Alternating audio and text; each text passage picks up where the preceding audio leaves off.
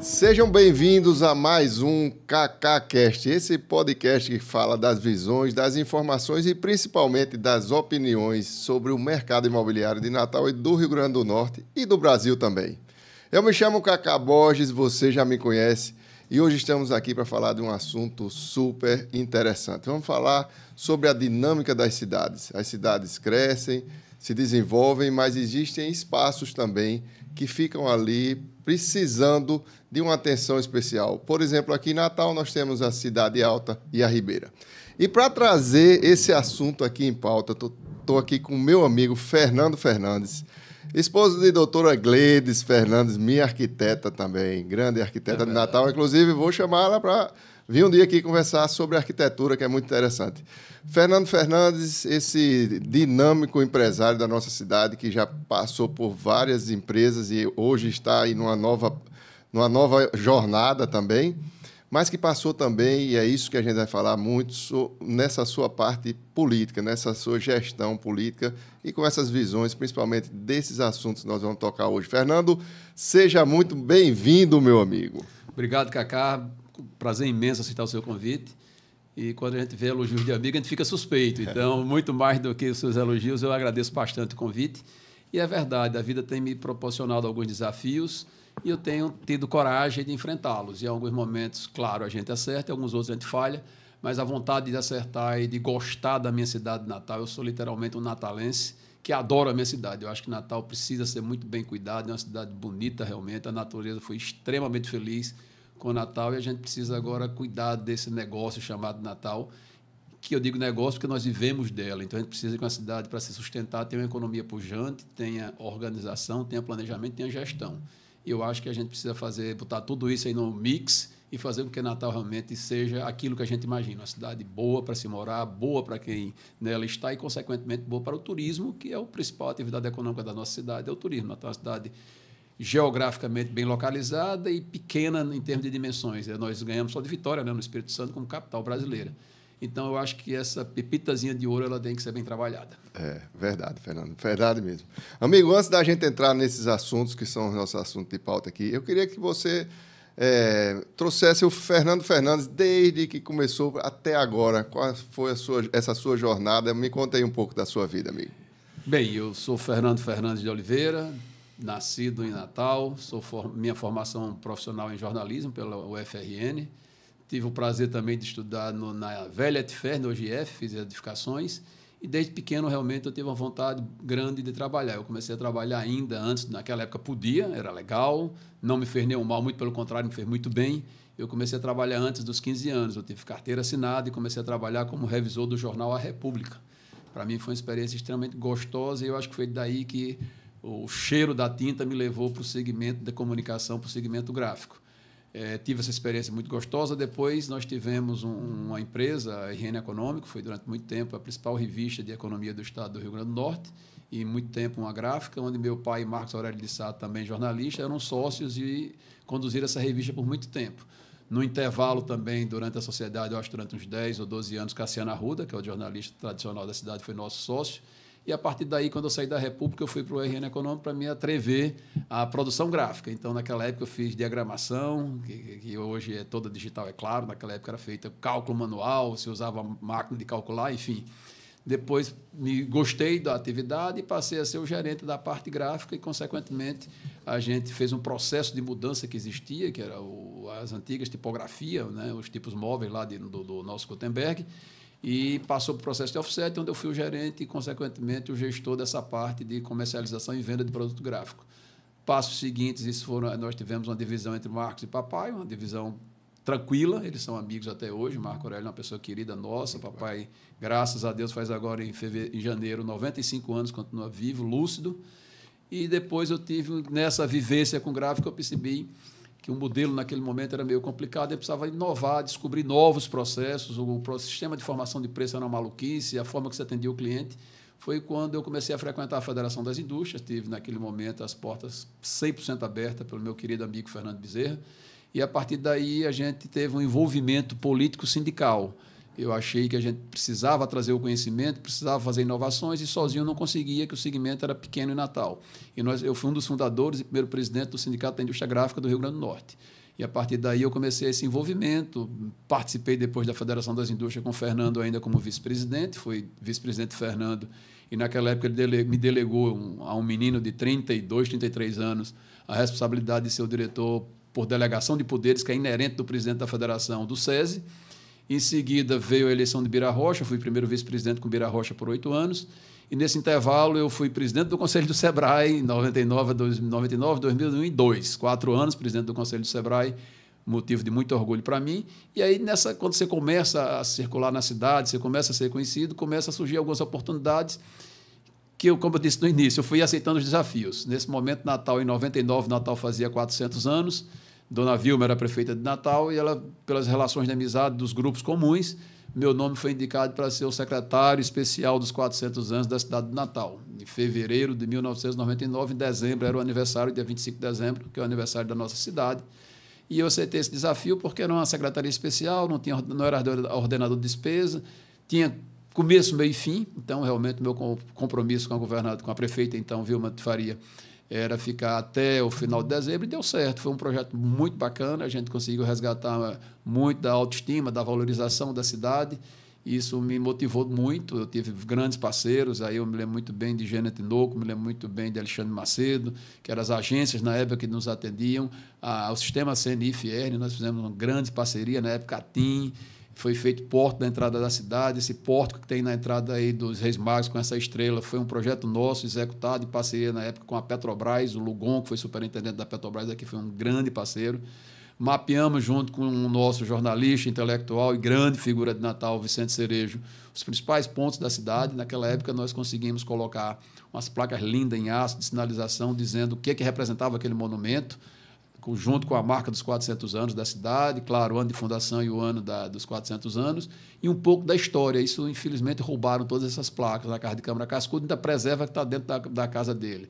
A sede da Prefeitura, a Pinacoteca do Estado, a Capitania das Artes, enfim, a primeira faculdade de Direito na Ribeira, que está abandonada, a placa está lá, arrancaram quase que tudo. É uma pena. Mais um livro que eu acho... Recomendo, esse livro existe, espero que esteja escaneado. São as 400 nomes da cidade de Natal. Esse nós tivemos o apoio do Banco do Nordeste e uma comissão formada por professor Jardelino Lucena, Diógenes da Cunha Lima, salvo engano, Deífilo Gugel, Rejane Cardoso foi quem conduziu, e devo estar faltando alguém, me desculpe o nome. E nós mapeamos os 400 nomes que aquele grupo entendeu que eram importantes para a cidade de Natal. Esse é um livro que eu acho que todo mundo devia conhecer, porque não são só de natalenses, são pessoas que adotaram Natal como cidade e que devem referência a Natal, que vai desde de Henrique Cassiano, professor Noel de Ramalho, enfim, os grandes políticos, até a velha e clássica Maria Boa, onde todo mundo entendeu que foi uma figura que marcou a época, marcou a cidade. Enfim... Isso aí deu certo, eu voltei para minhas atividades empresariais e logo depois, as voltas que o mundo dá, essa minha relação muito forte com a federação, eu tive realmente uma presença muito grande. Veio o segundo governo de Vilma de Faria, já governadora reeleita, e mais uma vez a governadora pediu alguém ligado ao segmento privado que pudesse ajudar no governo. E aí, por articulação dos empresários, eu fui indicado secretário de turismo na época. E essa missão foi bem interessante. Naquele momento, o Natal e o Rio Grande do Norte viviam um momento muito bom no turismo. E logo depois veio o desafio da Copa do Mundo. Natal foi uma das cidades que disputava a indicação para ser cidade sede da Copa do Mundo. Eram 18 cidades concorrendo a 12 vagas. Então, claro, 6 ficariam de fora. E, naquele momento, Dona Vilma me deu essa missão. Embora o governo tenha até hoje, o governo do Estado, uma secretaria de esportes, mas ela achou que o perfil era realmente mais comigo. E eu acumulei a função de secretário de turismo com o secretário da Copa. Tive muitos contratempos, muita dificuldade, e em algum momento eu achei que a gente não ia chegar, mas ela é uma figura que realmente tem um perfil muito forte, uma personalidade maior ainda, onde ela era determinada. E nós conseguimos, com muito trabalho, com série de atropelos, mas a gente conseguiu fazer Natal ser escolhida a cidade sede na Copa do Mundo. E, a partir daí, começaram os desafios, que era fazer com que a gente realmente cumprisse o prazo e fizesse o negócio Copa do Mundo. Me custou muito, inclusive emocionalmente e familiarmente, uma série de problemas, mas eu acho que a gente deixou um legado muito, muito forte para a cidade que está aí. A Arena das Dunas é uma concessão de PPP que deu certo. Se falava que ia ser um elefante branco gigante, que Natal não tinha futebol, e é verdade. Aproveitar quando foi feito o estudo de viabilidade econômica, foi traço, não existia futebol, não existia renda para o futebol, e foi se montado uma concessão para que aquilo fosse um multiuso, que está aí o resultado. Que muita gente achava que era loucura. Embora eu continuo criticando a PPP eu acho que o modelo inicial que se fez, que seria exatamente uma venda, aquele espaço lá do Centro Administrativo de Natal, são 45 hectares.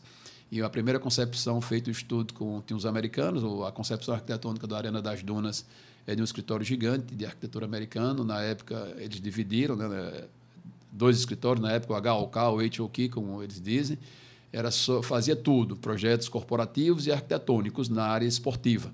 Eles têm, por exemplo, o estádio do Wembley na Inglaterra, eles têm o Monterrey no México, ele tem o Estádio da Luz em Portugal, eles têm o soccer, o ball famoso da África do Sul é deles, na Rússia eles fizeram 2 estádios. Enfim, na época eles tinham 500 arquitetos trabalhando com arquitetura esportiva. Depois eles separaram, a HOK ficou com os corporativos, eles querem a Populus, que é o escritório que faz só hoje projetos esportivos. E isso foi exemplo, nós ganhamos prêmio mundial como um dos melhores projetos de arquitetura esportiva do mundo, e aqui no Brasil 2 vezes. Então, isso é motivo, claro, de orgulho. Mas o que é que eu critico? A concepção inicial era lotear em 3 glebas de 15 hectares. 15 hectares seriam a arena que está lá, e outros 15 hectares iria para um leilão público, para você transformar aquilo em atividade comercial rentável. Eu lembro. 15 hectares seria o centro administrativo, aí sim uma PPP. Eu lembro. Mas as coisas da cidade, as coisas de Natal foram atropeladas, a gente foi para uma PPP direto. Por que é que eu critico? Porque ela é administrativa. As concessões administrativas, o cessionário, no caso do governo do Estado, banca, paga 100%. E, enfim, mas era a única maneira que a gente tinha. O Estado tinha capacidade de endividamento, mas não tinha capacidade de pagamento, como não tem até hoje. E aí o modelo tinha que ser a PPP. Mas fico feliz. Enfim, deu certo, foi um sucesso, eu voltei de novo para o meu canto. E aí, há 4 anos e meio atrás, quase 5 anos, eu fui convocado pelo prefeito Álvaro Dias numa conversa franca com o segmento empresarial. A turma da FEComércio, junto com o pessoal do turismo, indicou meu nome para o Turismo de Natal. E eu tive outra oportunidade de voltar para o poder público, e aí com uma missão que também não era só o turismo, era participar do plano diretor de Natal, que com certeza vai ser o tema maior aqui da nossa conversa, onde o prefeito teve a confiança e me delegou a presidência do núcleo gestor do plano diretor.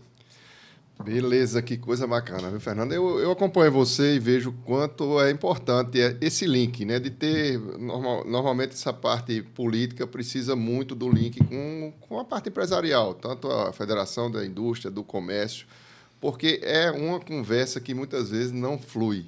E precisa ter um interlocutor, e você foi e é ainda hoje, com certeza, esse interlocutor, porque você tem uma dinâmica muito boa com essa parte política. Isso é muito bom para a gente, para os empresários, para a cidade e para o crescimento, né?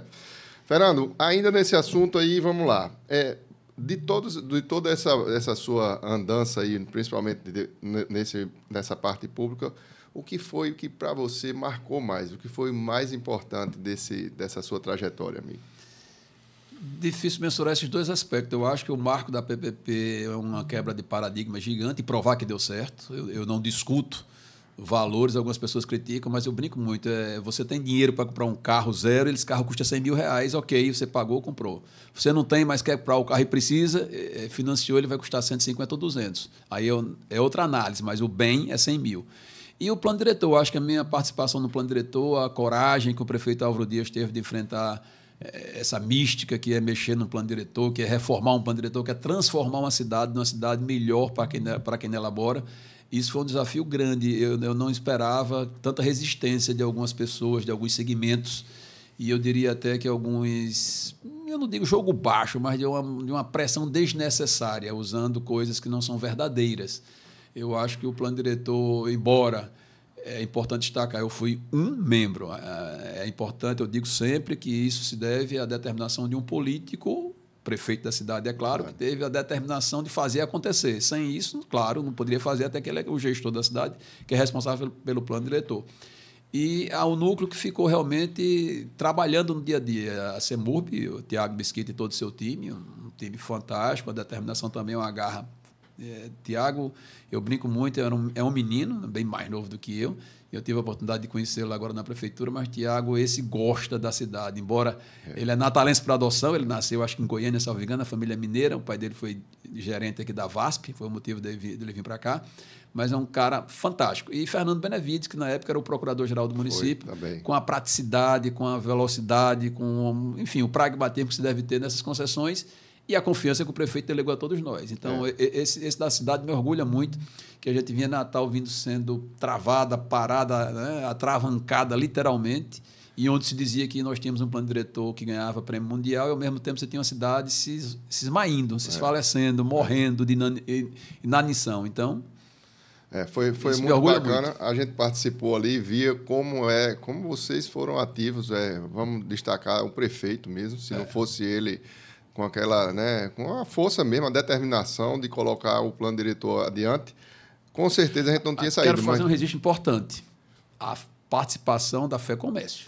Também foi muito bacana. Fantástico. Marcelo Queiroz, com quem nós tivemos vários contatos, a gente precisava de respaldo de algumas informações técnicas que era difícil para o poder público conseguir, por dificuldade, por não ter acesso, por não ter consultores especializados. A Fé Comércio, liderada por Marcelo Queiroz, ele montou um núcleo, que eu sei que você participou desse núcleo. Ainda estamos. Ainda estamos. Está vivo. O núcleo está vivo. Ele agregou esse núcleo multissetorial, multidisciplinar. Isso foi muito importante para a cidade. A história precisa registrar isso para que depois saibam quem nos ajudou. Não, verdade. E aí, vamos lá. Nessa cidade, nossa cidade, com esse potencial turístico imenso, e na sua trajetória, algum ponto que você não conseguiu implantar e que você acha assim, caramba, se a gente colocasse isso aqui em Natal, ela transforma? Vários. Eu acho que, para mim, o mais frustrante é... A gente conversava muito, principalmente com a turma do turismo, fazia uma zeladoria da cidade. A gente precisa... Eu falei há pouco tempo que Natal é a principal atividade econômica. Claro, todo mundo diz isso, está no discurso de todo mundo, e é verdade, é pela empregabilidade, pela importância do turismo, a nossa principal atividade econômica. E a gente tem que tomar conta de um corredor que é muito pequenininho, que é onde o turista circula, é onde Natal circula também. Quando eu digo turista, é porque é uma máxima mundial e é verdadeira. Só é boa uma cidade para o turista se é boa para quem nela vive. Não adianta eu querer vender uma ilusão. A cidade é um caos. O turista não vem. Então, o que é que o turista quer, basicamente? Ele quer uma cidade limpa, uma cidade segura, uma cidade que tenha sinalização e informação para ele e que tenha atrativo. A gente tem quase tudo isso natural. Agora, falta sinalização, falta limpeza, falta segurança. E a nossa sala de visita é a orla marítima. Então, você tem Ponta Negra, Ridinha, eu acho que dá 10 quilômetros, 12 quilômetros, chega nem a isso, eu acho que é 9, 10 quilômetros. Dá mais um pouco. Dá mais um pouco, porque a Via Costeira tem 8. Dá uns 25 quilômetros. De ponta a ponta, de Ridinha até chegar em Extremóis. 20 quilômetros, 25. 20 quilômetros. É muito pouco. E a gente se perder com isso, a gente não ter condições de tratar, está sempre limpa, bem pintada, a jardinagem bonitinha, enfim. Esse foi a Ponta Negra, está urbanizada, você não tem uma urbanização das nossas praias. Esse eu acho que foi eu saí do poder público com essa frustração. E junto com isso, que é integrado ao turismo, a Via Costeira. O ordenamento da Via Costeira é um caos. E no plano diretor, eu quis apresentar várias vezes e fui sempre voto vencido. A gente tem uma Via Costeira que não é bem traçada, todo mundo sabe, em termos de via de acesso, consequente de tráfego. É uma via difícil, em alguns momentos perigosa, não tem acostamento, não tem estacionamento, não tem abrigo de ônibus, não tem uma ciclofaixa, não tem uma ciclovia, enfim. Eu acho que, na minha cabeça, a minha sugestão era a gente entrar, eu acho que era 0,3% da área do Parque das Dunas, são 1.200 e tantos hectares, para a gente avançar 100 metros naquela via costeira, para refazer a via costeira, para você realmente ter uma rambla zona, vamos dizer assim, uma super via, onde a gente poderia transformar, inclusive, da vida, porque ela liga Ponta Negra e Areia Preta, praticamente isso, porque os hotéis ficam isolados. Era fazer com que a via tivesse vida. Então, você, no encosto das dunas, a margem das dunas, que não seria, tenho certeza, prejudicialmente, pelo menos alguns ambientalistas diziam que não, especialista ambiental, teria que criar 3 núcleos de atrativos, onde você teria boate, teria bar, teria restaurante, teria, enfim, vida para que a população da cidade viesse e os turistas que estão na via costeira também frequentassem. Esse eu acho que talvez seja a minha maior frustração, a gente não ter dado esse carinho, esse aconchego, que turismo é acolhimento. Então, se eu não acolho bem, o cara não volta.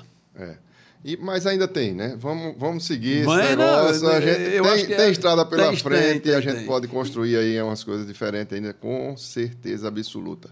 Amigo, entender a cidade é saber que existe um movimento, as cidades se movimentam, as cidades elas não estão paradas, estão sempre em movimento. E aí vamos passar para o nosso ponto aqui, que eu queria muito falar sobre isso. Eu sei que você tem uma experiência muito grande e, principalmente, uma visão que muita gente não tem e que o nosso espectador aqui, com certeza, a nossa audiência vai querer saber. Então, vamos lá. Nesse movimento das cidades, a gente encontra pontos que precisam de uma atenção mais especial em determinado momento. Nós temos hoje na cidade 2 pontos que são pontos já que conhecidos, que é a Ribeira e a Cidade Alta. São 2 áreas que foram muito bem exploradas ao longo do tempo. Eram áreas que tinham espaços comerciais, mas também residenciais, e hoje estão aí numa situação muito, muito difícil. E a nossa cidade, Fernando, se a gente olhar, o município de Natal, a cidade mesmo, a área já está toda adensada. A gente só tem como crescer agora para cima. Poucas áreas que você tem aí que não tem ainda adensamento urbano, né? Não tem casa, não tem residência.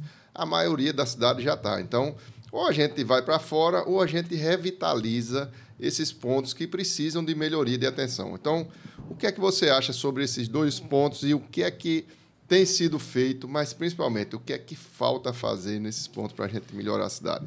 Esse é um tema, inclusive, que nós, no Sistema Tribuna de Comunicação, vamos participar, sim. A Tribuna está na Ribeira, como todo mundo sabe, é um veículo de comunicação que tem 73 anos de fundado, faz agora em março do próximo ano 74, e a nossa sede é lá. E a gente se sente nessa obrigação. Hoje nós estamos discutindo como a gente participar fortemente de um grupo de trabalho, de análise, para tentar revitalizar a Ribeira e cidade.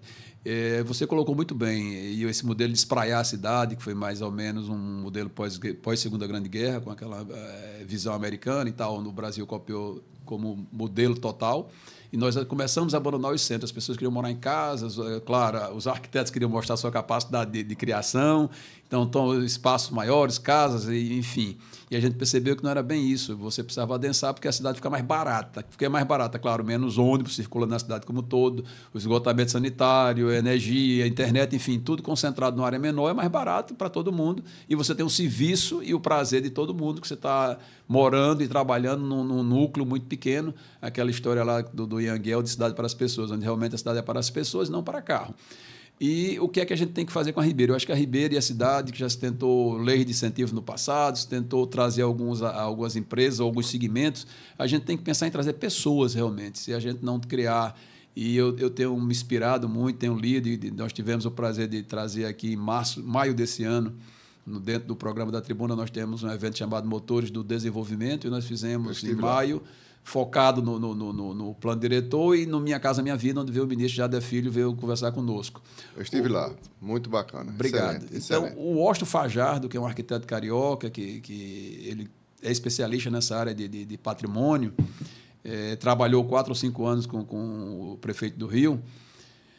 Ele fez no passado, ele disse, eu tive a oportunidade de errar gastando 10 bilhões, refazendo o Rio Antigo, com a Copa do Mundo no Rio e com as Olimpíadas. E eles esqueceram que a cidade sem gente não funciona. Então, hoje, o Rio está fazendo um programa de atração de moradias, focado, claro, em pequenas residências, moradias de custo mais barato dentro do Minha Casa Minha Vida, para que você, habitando o Rio refloresce. E esse modelo, eu acho que é uma das coisas que a gente tem que copiar. A gente tem que fazer com que a cidade e Ribeira traga de volta para si a população. São bairros onde você ainda tem um volume grande de pequenos serviços, de negócio, de atividade comercial. Está próximo a todo mundo, porque Ribeira e cidade, você atravessou a ponte, você está na Zona Norte, você andou mais um pouquinho, chega aqui na Zona Sul. Então, ele é o eixo realmente da cidade. Se a gente conseguir... claro, copiar o modelo daquilo que está feito é mais fácil. Então, vamos adequar esse modelo do Rio, é necessário fazer uma legislação específica para essas 2 áreas. Não adianta eu imaginar que eu tenho um terreno na Ribeira e esse terreno vai ter o mesmo valor venal que eu tenho. Não existe isso.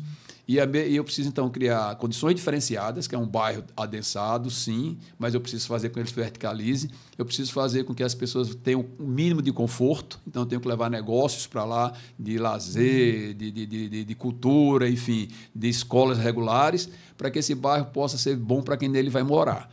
Isso aí, então, eu tenho que quebrar alguns paradigmas, como, por exemplo, o Código de Obras, que eu sei que a Prefeitura está revisando. Eu acho que tem que se criar uma legislação específica para Ribeira e para a cidade, um Código de Obras específico para Ribeira e para a cidade e incentivos. O modelo do Rio, que eu já disse isso a alguns amigos várias vezes, eu acho para mim o mais perfeito. Eu tenho uma área na Ribeira de 1.000 metros quadrados. Essa área tem relevância histórica.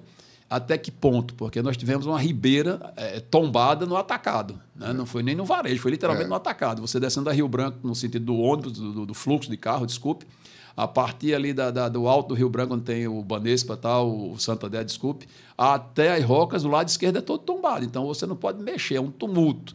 A burocracia do IPHAN é quase que intransponível. Então, a gente precisa ter a consciência de que é necessário, sim, enfrentar esse povo.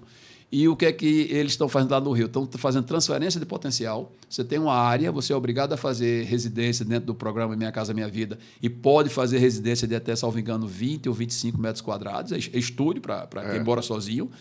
Consequentemente, a grande maioria tem bicicleta, ou tem uma locomoção em patins ou coisa que o vale. Não há necessidade de garagem, que eu não posso ter um apartamento de 20, 25 metros quadrados e 30 de garagem. Então, ele não se põe em pé. Inviabiliza. E aí, esse terreno que eu tenho como investidor, como construtor, eu vou levar para uma área onde eu vou ganhar dinheiro. Então, eu vou pegar esses 500 metros quadrados, vou transferir para o Prudente de Moraes da Vida, que é eixo. E aí, esses 500 metros quadrados, pode ser adensado até, salvo engano, são 5 vezes, ele vai transformar em 2.500. Então, eu vou ter 2.500 metros quadrados para ganhar dinheiro e lá eu fiz um papel social. Eu acho que esse é o modelo que a gente tem que tentar copiar e criar essa legislação específica com um prazo que não adianta também imaginar que se transforme em 5 anos. Eu tenho que prestar pelo menos 10 ou 15 anos e regressivo, que eu também não posso imaginar que eu vou ficar todo ano dando incentivo, que aí, claro, ninguém vai querer desmamar, vai querer toda a vida aceitar esse incentivo. Então, você tem que ter um planejamento para quem for para aquele investimento. Ele tem um período X para investir, depois tem um período de carência nos seus incentivos, quer seja ISS, quer seja no IPTU, ou na atividade que ele vai desenvolver, e vou desmamando até chegar ao piso normal para que aquilo se sustente. Porque se não se sustentar, também é melhor fechar. Você não pode ter nada que alguém fique bancando eternamente. Eu acho que isso é preciso sim para Natal, Cacá. Isso seria Ribeira e também Ribeira a cidade, porque Ribeira a cidade já começa... Ribeira e cidade. Eu acho que ali é tão pequeno. Se você subir a pé da prefeitura, por exemplo, da tribuna da prefeitura, uma linha reta, dá 2 quilômetros. 1 quilômetro e pouco. É curtíssimo. Eles se confundem. Mas a gente precisa mesmo disso. Eu recentemente tive uma notícia, né? Não li uma notícia, estava lendo uma notícia, em João Pessoa juntou-se governador e prefeito de João Pessoa e o governador do estado para organizar um planejamento exatamente em cima do centro da cidade de João Pessoa, que também passa pelo mesmo problema nosso. Então, eles estão lá com a força-tarefa. E por que não acontece aqui, Fernando? A gente não tem essa visão de saber que a nossa cidade precisa tanto disso, Fernando. Infelizmente, eu convivo muito bem com todos os segmentos políticos, mas eu acho que a política no Rio Grande do Norte ela é muito fechada. Em que sentido? Os grupos querem sempre a permanência natural, eu digo isso também com muita tranquilidade. O negócio do político é voto. O seu negócio é imóvel, o meu negócio é gerir e dar resultado ao sistema tribunal do Norte. Então, o político está sempre buscando uma maneira de estar no poder, de ter o cargo dele, a reeleição dele garantida. Mas eu acho que ele tem que começar a pensar mais, e o mundo exige isso, na gestão. O que é que eu quero para a minha cidade? Não é só o meu mandato, eu quero que a minha cidade avance, que o meu estado avance, que o meu país avance como um todo. Eu quero a melhoria de todo mundo. Eu acho que essa história de criar benefícios, criar planos quando eu vou ficar dando clientelismo para as pessoas, não. É o velho ditado chinês, eu tenho que dar a vara e não dar para o cara pescar. Eu não posso ficar dando peixe para ele. Então, eu acho que os nossos políticos precisam pensar muito nisso, dessa visão macro. E está na hora, sim, de se sentar os 3 poderes. Não adianta você imaginar que a prefeitura sozinha faz, porque não faz. Como eu citei aqui, tem interferência de IPHAN, tem interferência do governo do estado, tem interferência da prefeitura. Então, são os 3 poderes, o federal, o estadual e o municipal, precisam entender que o negócio cidade não pode ser mais gerida só pela troca de voto ou de favores. Eu preciso do negócio, o poder público, como atividade fim. Então, o que é que eu acredito também? A gente, com certeza, vai conversar um pouquinho mais. Está na hora também de se abrir para parceria público-privado. Então, a gente não tem... E as pessoas imaginam, e me dói algumas vezes quando você conversa com pessoas, às vezes, menos informadas, até de classe social A e B, as concessões não são venda. Então, o patrimônio público, aquela preocupação que existe, não, vendeu-se a Telebrás da vida, vendeu-se a empresa tal. Não, as concessões é um período que ele é emprestado, vamos dizer assim, ele é alugado por um privado, onde ele vai tomar conta, onde ele vai ter que ganhar dinheiro e pagar alguma coisa ao Estado. Então, não é gratuito. Então, é importante que as pessoas entendam que o momento das concessões ele está na hora de acontecer, porque exauriu, o poder público está sem dinheiro, inclusive, também. Então, eu tenho que pegar áreas, transformar nisso em atividade, que vai sair do ônus do poder público, vai para o privado e, consequentemente, o poder público vai ganhar dinheiro. Então, esse é outro modelo que quem for gerir Natal nos próximos anos tem que pensar fortemente na gestão de resultado, inclusive com cobranças de meta. Eu acho que isso aí precisa. Nossa cidade turística, Fernando, na sua visão, o que é que a gente precisa? Porque também o turismo mudou. Tudo tem se transformado no mundo, né? A forma hoje como as pessoas vão para a cidade já não é mais a mesma que iam há 10, 15 anos atrás. Hoje você se hospeda numa casa, você se hospeda num apartamento que tem uma pessoa morando lá e se hospeda, logicamente, em hotéis e pousadas. Nós temos uma dinâmica aqui na nossa cidade que foi muito bacana, que é aquela via costeira no início, que trouxe resorts urbanos para dentro da cidade. Ou seja, a gente tem, como talvez poucas cidades do mundo tenham, porque os resorts normais, por exemplo, vai em Pernambuco, os resorts estão todos lá naquela região sul da cidade, onde você vai ali para ver, e tem resorts diversos, mas na cidade mesmo em si não existe. Natal teve essa vantagem, mas hoje a gente está precisando de uma mudança. O que é, na sua visão, que precisa mudar nessa parte turística, de hotelaria principalmente? A gente não tem atrativo turístico nos últimos anos, isso é ruim para a cidade. Eu, inclusive, da semana passada, eu estava conversando com um amigo sobre via costeira, né? A via costeira ela é um modelo que, em tese, era para dar certo, mas não foi concretizado como um todo, e o governo não encontrou. Eu digo governo porque a área é governo federal, uma parte da SPU, e uma área é governo do Estado, que é a Data Norte, é quem tem a gestão da área, e as concessões, que essas concessões precisam ser resolvidas. Então, o último hotel feito na Via Costeira, 100% tem reforma, mas hotel novo construído foi o Ceres. Isso foi em 2005, salvo engano. É a última construção da Via Costeira. Então, vai fazer 20 anos que Natal não tem nenhum novo equipamento. E isso é ruim para a cidade. Se não há renovação, o turista vem a primeira vez, vem a segunda. Na terceira, ele não tem opção nova. O que eu vou fazer de novo em Natal? Ver o sol, tomar banho de mar? Eu vou conhecer Maceió, vou conhecer Recife, vou para Fortaleza. Enfim, o Nordeste todo se parece muito. Então, se eu não tiver atrativos novos para que as pessoas voltem, é difícil. E aí começam as dificuldades que a gente estava falando. Você quer mexer em alguma coisa, eu acho que tem que ser preservado. Fundamentalmente, eu fui defensor, por exemplo, da preservação do gabarito, inclusive, da Roberto Freire, no sentido ali de Ponta Negra, aquele alto lá onde tem aquelas famosas 7 quadras, não edificando antigamente, hoje edificando para baixo, bem entendido. A preservação cênica e paisagística do Morro do Careca. Ok, mas o Morro do Careca tem que ser explorado, ele é uma coisa única. Você tem como explorar aquilo, preservando ambientalmente. Então, eu tenho que criar um produto novo, bacana, caro. Eu não posso fazer turismo só para C, D e E, não. Eu tenho que pensar em A e B. Então, por que eu não faço lá? Eu vou buscar uma parceria usada, sei lá quem. É uma marca dessa famosa aí, não vou dizer marca nenhuma, mas existe marca AB. Por que eu não faço um belo lounge lá, que eu suba com escadinha de madeira, de demolição, onde tem um controle ambiental? Está aí o exemplo de Noronha. Noronha estava se acabando ali de Fernando Noronha. Foi privatizada, ou seja, foi feita uma concessão para a Noronha S.A., que é a empresa que toma conta hoje, é privada. O governo federal deixou de ter custo com o Noronha nesse aspecto e está ganhando dinheiro do que está retornando, que é a mesma empresa que explora Cataratas S.A., que é um belo exemplo de área pública explorada pelo privado, onde todos ganham. Então, a gente tem que imaginar que Ponta Negra pode sim ser o nosso Forte dos Reis Magos. É um negócio fantástico. Ali podia ser um belo equipamento, mas fecha às 16 horas. Fecha na segunda-feira, não, porque no mundo inteiro tem alguns museus que fecham. Alguns, outros abrem 24 horas, domingo a domingo. A gente tem que pensar grande. Aí eu tenho áreas como a Via Costeira e todo, e ali embaixo da ponte, né, a famosa ZPA 7, aquilo é uma área fantástica do município, conjunto dos vizinhos a SPU. Por que eu não transformar aquilo num grande parque de diversão ao lazer? Quando eu digo parque de diversão, não é só a roda gigante da vida, não, nem um carrinho de bate-bate. É atrativos, eu ter ali uma boa marina, eu ter ali um espaço para você ter um bom hotel, o famoso rooftop está na moda. Enfim, bota a roda gigante, que todo mundo hoje tem uma roda gigante, senão não funciona, porque eu não penso em outra coisa que não seja roda gigante. Agora, eu tenho que abrir a cabeça e abrir o mercado. Porque esse investimento não é pequeno, o investidor para vir para cá, claro que ele vai querer garantias reais, e esse retorno você não tira do dia para a noite, tem que ser concessão de 20, 25, 30 anos. Natal precisa de novos atrativos, Natal precisa de quebrar, eu não digo protocolo, mas essas regras indefinidas. A Via Costeira, onde eu queria falar novamente, o Ceres faz 5 anos que quer ampliar, eu não sei nem se o grupo ainda quer ampliar.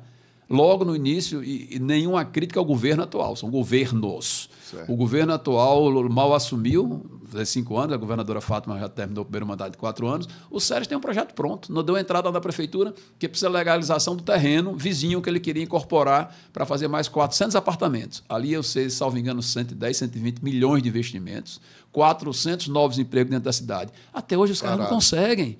Eu não sei se esse pessoal vai ter paciência para esperar ou se não vai investir em outro. Eles têm área, inclusive, fora de Natal. Eles têm área em São Paulo, têm área na Bahia, salvo engano. Será que eles vão continuar investindo aqui em Natal? Se eu tenho essa dificuldade toda? Por que o governo não chama aquilo que você falou há pouco tempo? Vamos sentar aqui, Prefeitura de Natal, SPU e Governo do Estado, vão resolver. Eu não posso também, algumas posições que existem dentro da Procuradoria do Estado, entender que não, o terreno for doado ilegalmente, eu não aceito a concessão.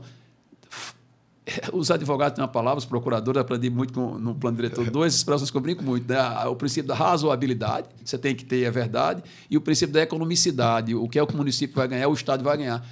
Isso aí, do jeito que está, ele está perdendo. Então, por que eu não faço um período de transição? Olha, vai dar um prazo X aqui, mais 6 meses, mais 1 ano, sei lá qual o prazo que tem. Quem não entrar com um projeto, quem não tiver dado uma parceria real de que vai acontecer o projeto, está cancelado e eu abro uma licitação internacional para essas áreas. Faça. Agora, eu não posso, nem libero, nem legalizo, porque tem outras pressões. Chega de pressão omissa.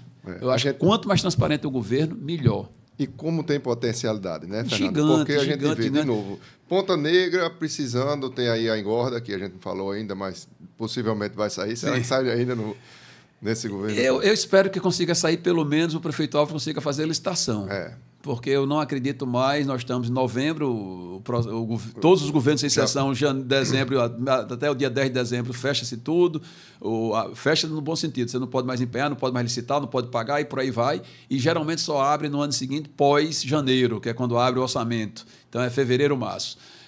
Houve um reajustamento, não, houve uma readequação ao projeto e houve uma mudança de valor.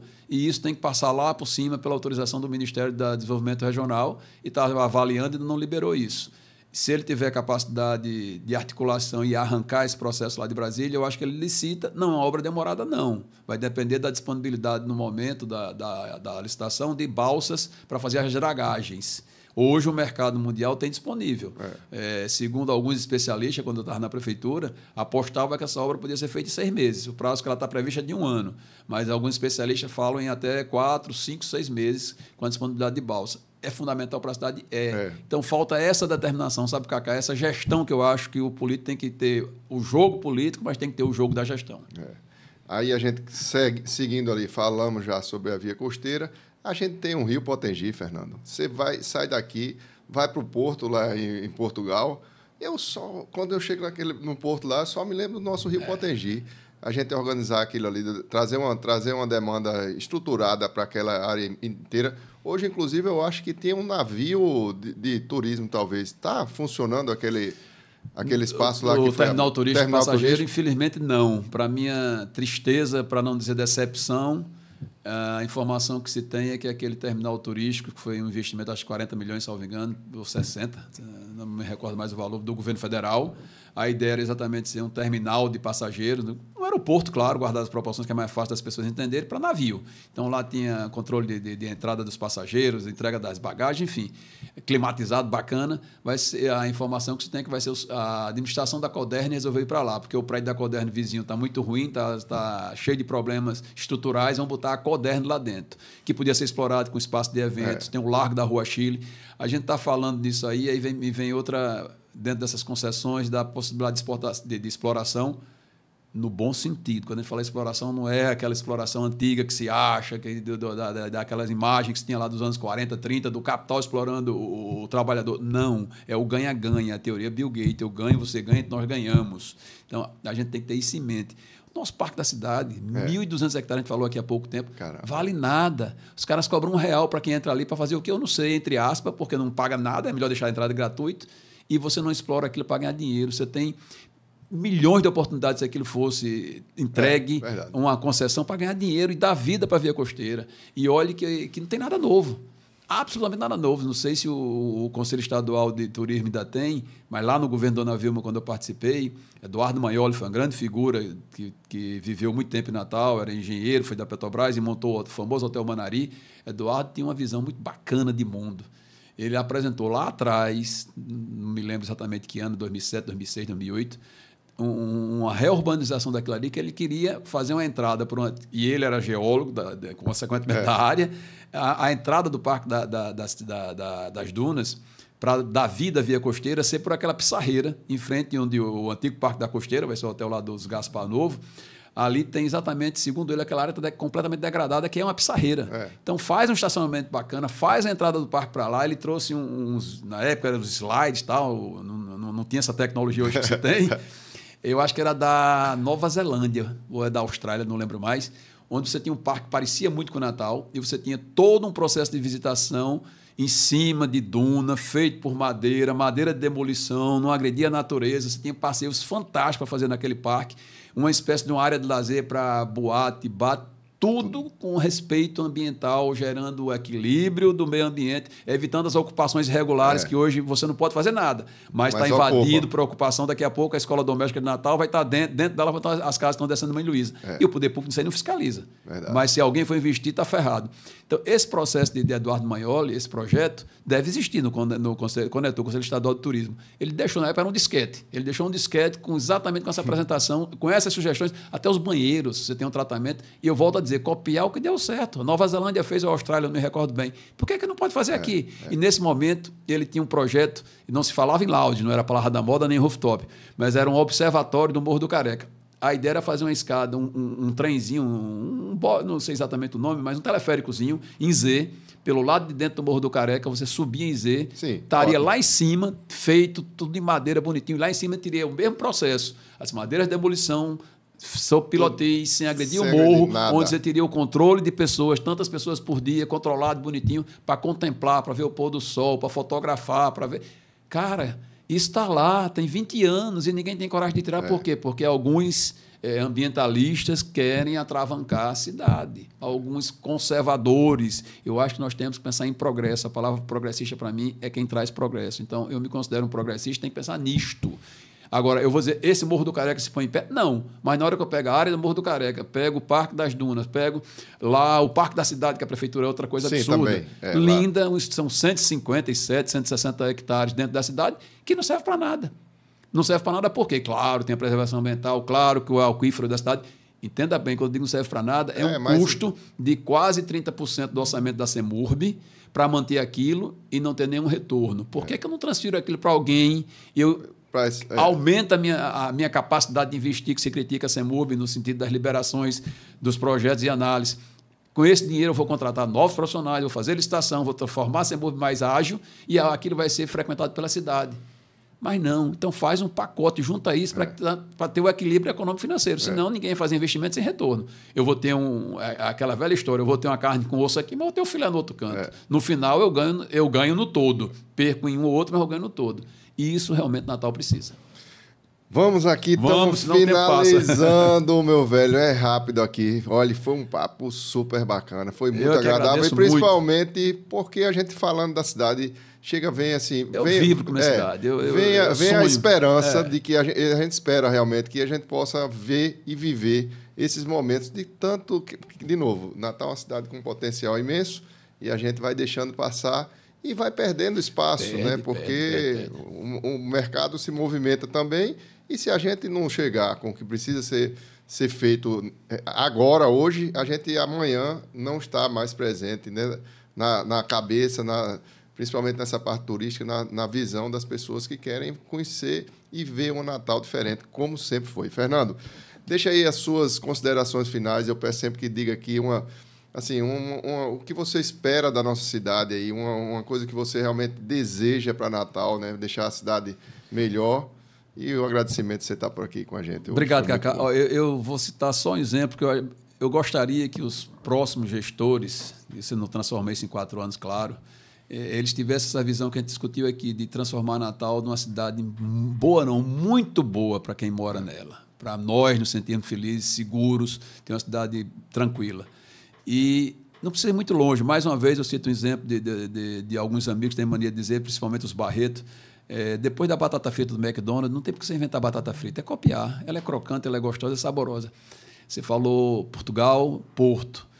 E tem um local em Lisboa que para mim eu acho que qualquer gestor de Natal devia começar a reforma ou a atração ou a recuperação, a revitalização, que nome queira dar, a Ribeira, copiando o processo que se tem lá em Lisboa, na Ribeira do Rio Tejo, chamado LX Factory. Era um bairro que foi completamente quebrado, onde tinham indústrias, textos, tinham gráfica, tinha jornal, enfim, era um bairro tipo a nossa Ribeira, embaixo da 25, da ponte, na Ribeira do Tejo, cheio de droga, prostituição, insegurança, um caos. Eu acho que tem uns 5, 6 anos no máximo, que uma organização, não sei se um perfil tipo uma ONG, negociou com a Prefeitura de Lisboa. Eles hoje exploram isso com a atividade comercial dos mais vários atrativos. Tem hostel, tem bar, tem restaurante, tem boate, tem mercado, tem casa cultural, entrada gratuita, abre todos os dias a partir de, salvo engano, do meio-dia até, em média, o último cliente.